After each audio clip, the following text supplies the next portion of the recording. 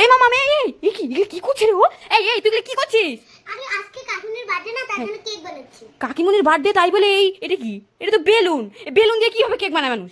হ্যাঁ আরে কাকিমনিকে আজকে না আমি একটু উল্লু বানাবো, ঠিক আছে মা? তুমি যাও যাই।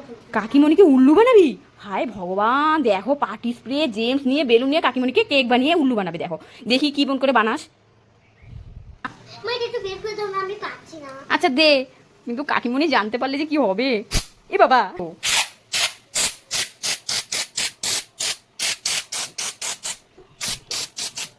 এই নে দিয়ে দিলাম।